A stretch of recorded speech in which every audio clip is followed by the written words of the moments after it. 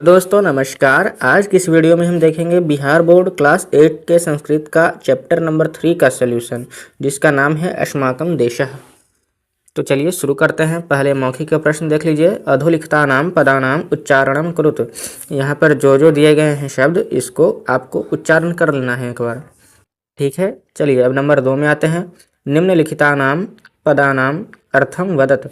तो इसका अर्थ देखना है हमको।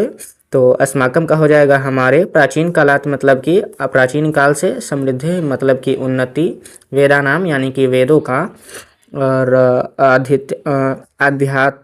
आध्यात्मिका मतलब कि आध्यात्मिक, वधहीतवन्तः यानी कि बढ़ रहा है, और अविस्मरणीयम मतलब हो जाएगा नहीं भूलने योग्य, इदानीम यानी कि इस समय, अभिनवेशः यानी कि लगाव यानी कि प्रेम, गंतुम इच्छति यानी कि जाना चाहता है, पुण्यतोया यानी कि पवित्र जल वाली, मन्यते यानी कि मानी जाती है, पूजनीयत्वात् यानी पूजनीय होने के कारण, प्रदूषणम यानी कि गंदगी, आकाश पिंडाणी यानी कि आकाशीय पिंडों को, और ज्योतिर्विद्भिः यानी कि ज्योतिषियों के द्वारा, अन्य देशेष्वपि यानी कि अन्य देशों में भी, तिरोहितम यानी कि हास, स्थित प्रज्ञ यानी स्थिर बुद्धि वाला, सुख दुख में समान रहने वाले को ही स्थित बुद्धि वाला कहा जाता है, और सार्वत्रिक यानी कि सब प्रकार से, संचार यहाँ पर संचार साधनानी यानी संचार के साधन, जैसे कि दूरसंचार यातायात के साधन, ये सब हो गए, और जन जागरणम यानी कि लोगों को जागरूक होना, और सर्व शिक्षाभियानम यानी कि सर्व शिक्षा अभियान, सर्व थापी यानी सभी प्रकार से, गणनीय यानी गिनने योग्य। चलिए नंबर 3 में आते हैं। भारतवर्ष विषये 10 वाक्यानि स्वमातृभाषायां वदत। भारत देश पर 10 वाक्य में अपनी मातृभाषा हिंदी में लिखें। तो यहाँ पर देख लीजिए, कुछ भी अपने मन से यहाँ पर लिख देना है। तो देखिए, हमारा भारत महान है, इस देश का इतिहास गौरवपूर्ण है, यहाँ हिंदू मुस्लिम सिख ईसाई सभी लोग प्रेम से रहते हैं, यह कृषि प्रधान देश है, भारत की भाषा हिंदी है, यहाँ गंगा यमुना आदि नदियाँ बहती हैं, भारत के उत्तर में हिमालय, दक्षिण में समुद्र, पश्चिम में पाकिस्तान और पूर्व में बांग्लादेश है, भारत में अनेक रामकृष्ण गांधी अनेक महापुरुष उत्पन्न हुए, भारत को आर्यावर्त, हिंदुस्तान, इंडिया आदि नाम से भी लोग जानते हैं, भारत सभी क्षेत्रों में विकासशील रहा है। चलिए अब लिखित वाले प्रश्नों को देख लेते हैं सबसे पहले, बाद में। चलिए नंबर 4 में देख लीजिए। अधोलिखितानां प्रश्नानां उत्तरम एक पदेन लिखित। इसका अर्थ हो गया हमारा कि निम्नलिखित प्रश्नों के उत्तर एक शब्द में लिखिए। तो यहाँ पर प्रश्नोत्तर हमारा शुरू होता है नंबर क, अस्माकं देशः कः। हमारा देश कौन है, यानी कि क्या है, जो भी आप कह लीजिए। तो हमारा देश भारत है, तो इसका एक शब्द में उत्तर हो जाएगा हमारा भारतः। नंबर ख में देखिए, भारतवर्षम हिमालयस्य यानी कि हिमालयस्य हिमाद्रे कस्याम दिशायां वर्तते, यानी कि भारतवर्ष हिमालय के किस दिशा में है। तो यहाँ पर सही उत्तर हो जाएगा हमारा दक्षिणे यानी कि दक्षिण में। नंबर घ, भारतस्य दक्षिण दिशायां कः सागरः वर्तते। तो इसका सही उत्तर हो जाएगा हमारा हिंद महासागरः, यानी कि भारत के दक्षिण दिशा में कौन सा सागर है, तो हिंद महासागर। चलिए नंबर घ, वेदानाम आविर्भावः कस्मिन् प्रदेशे जातः। तो सप्ति सिंधु प्रदेशे।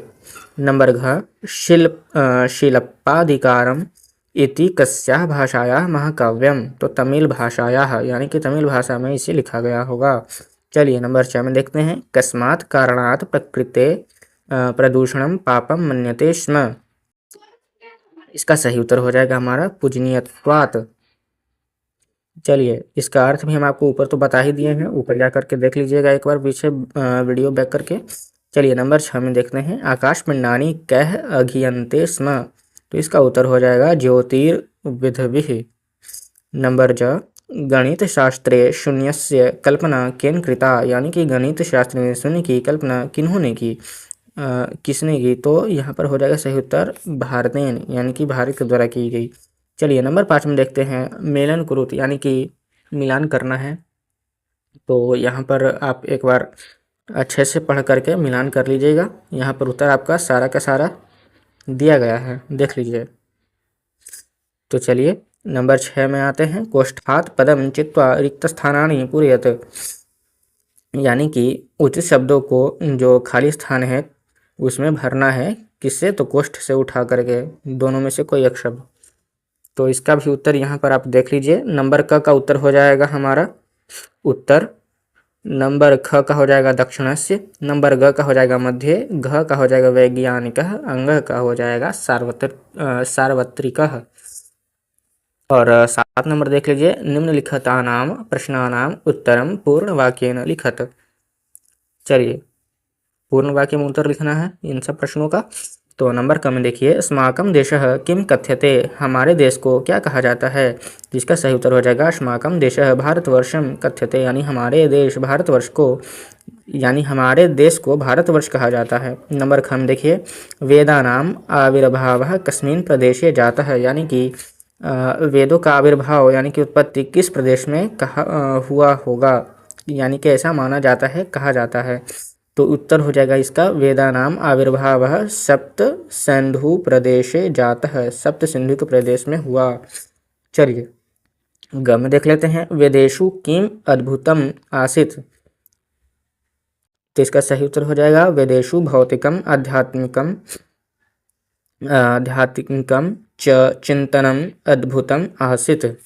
चलिए घ में देखते हैं, का प्रति भारतीयानाम आश्चर्यकरम आकर्षण भाषित, तो इसका सही उत्तर हो जाएगा यहाँ पर देख लीजिए, प्रकृति प्रति भारतीयानाम आश्चर्यकरम आकर्षण मासित।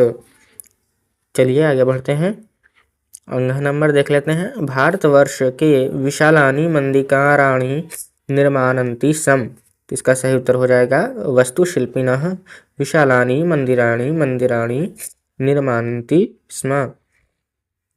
चलिए 4 नंबर देख लेते हैं, गणित शास्त्रे शून्यस्य कल्पना केन कृता, तो यहाँ पर उत्तर हो जाएगा गणित शास्त्रे शून्यस्य कल्पना भारतेन कृता, यानी कि भारत द्वारा की गई कल्पना शून्य की।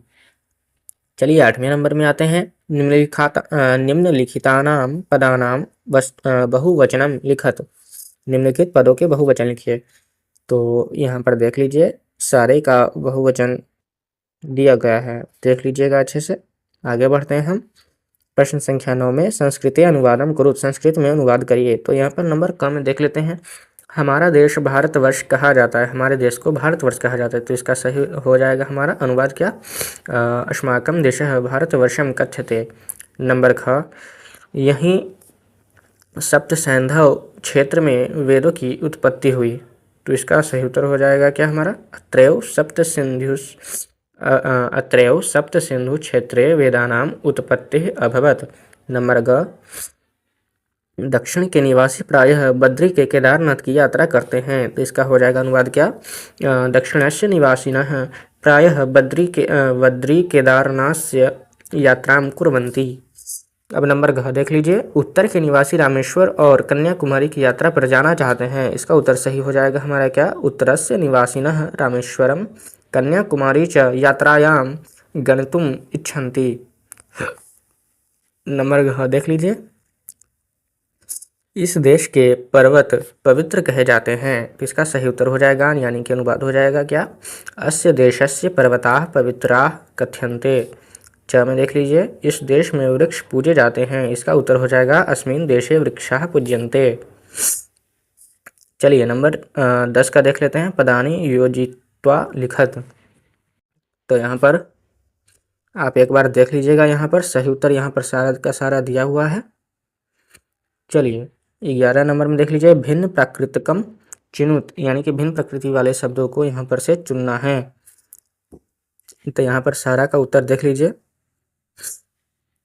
सारा का उत्तर दिया गया है यहाँ पर, तो इसको आपको छाप लेना है अपनी किताब में। नंबर 12 में आइए, अधोलिखित पदेषु प्रकृति प्रत्यय विभागम कुरुत, तो यहाँ पर जो प्रत्यय है वो चुन चुन करके लिखना है। तो जैसे कि पैदानी, तो इसका हो जाएगा प्रकृति जोर प्रत्यय, तो यहाँ पर जो प्रकृति है वो लिखा हुआ है नीचे, और जो प्रत्यय है वो यहाँ पर लिखा हुआ है इस साइड। चलिए तो यहाँ पर देख लेते हैं उत्तर।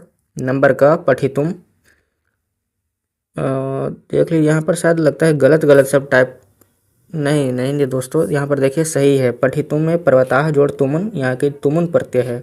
गंतुम में गम जोड़ तुमुन, यानी इसमें भी तुमुन प्रत्यय है। इस सारे में सारे तुमुन प्रत्यय है। तो गंतुम का गम जोड़ तुमुन हो जाएगा, हसितुम में हस जोड़ तुमुन हो जाएगा, द्रष्टुम में दृष्ट जोड़ तमुन तुमुन हो जाएगा, कर्तुम में क्री जोड़ तुमुन हो जाएगा। चलिए आगे बढ़ते हैं नंबर 13 में। विशेष विशेष विशेष विशेषणानाम उचितम मेलनम कुरुत। तो जैसे प्रश्न देख लीजिए यहाँ पर, विशेष पदानी विशेषण पदानी। तो यहाँ पर विशेष है, यहाँ पर विशेष दिया गया है आपको। यहाँ पर इसका सारा क्या उत्तर दिया गया है, आपको मिला लेना है किसका कहाँ पर विशेषण दिया गया है, तो इसी प्रकार से आपको मिला लेना है। चलिए, और ये तो योग्य विस्तार है, यानी कि एक तरह से आपका पैसेज दिया गया है और इसका तो सारे का एक्सप्लेन किया हुआ है, आप पढ़ लीजिएगा अच्छे से। तो इस प्रकार से यह भी चैप्टर हमारा समाप्त हुआ, अस्माकं देशम। तो ठीक है, अब मिलते हैं नेक्स्ट वीडियो में नेक्स्ट चैप्टर के सॉल्यूशन के साथ।